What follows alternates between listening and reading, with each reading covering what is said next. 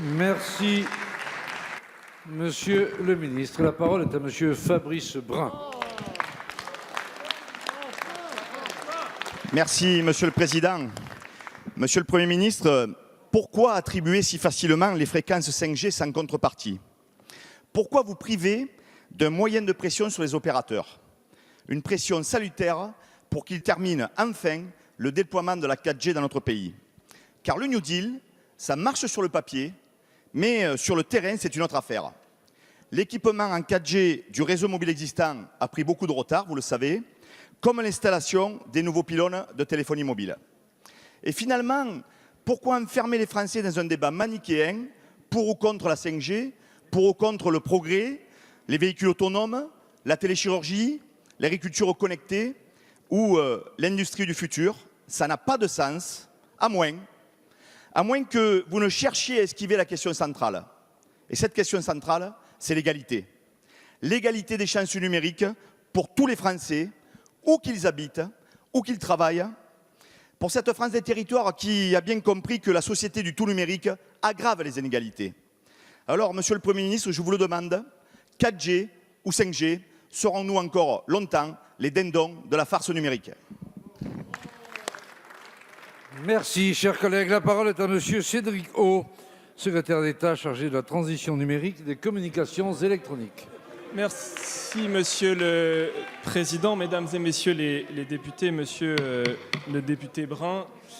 Je vous remercie de poser cette question parce que ça me permet en quelque sorte de mettre en valeur ce qui, je pense, est une des réalisations principales de ce gouvernement.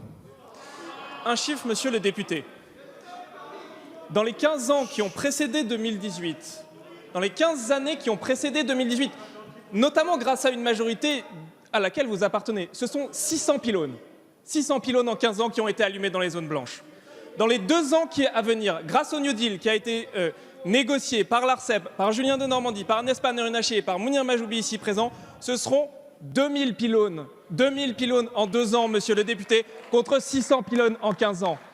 Dans les années à venir, ce sont 10 à 12 000 pylônes qui vont s'allumer partout en France.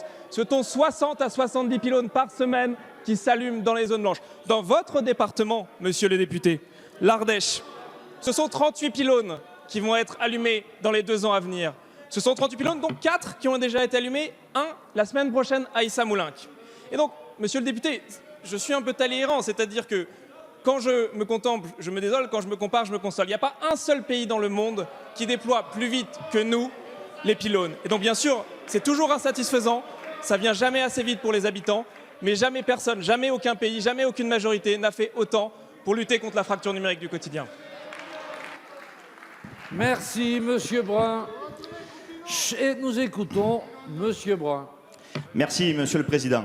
Monsieur le ministre, je vous remercie pour votre réponse qui confine à la caricature et qui illustre la déconnexion de la réalité qui est la vôtre.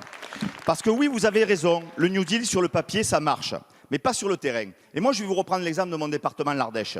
Sur les 38 nouveaux pylônes 4G qui étaient prévus dans le cadre du New Deal, seulement 5 sont opérationnels aujourd'hui. 5 sur 38, c'est ça la réalité du terrain. Alors que le New Deal est signé depuis bientôt 3 ans, voilà pourquoi nous vous demandons des actes, voilà pourquoi nous vous demandons une pression maximale sur vos amis, les opérateurs de téléphonie mobile.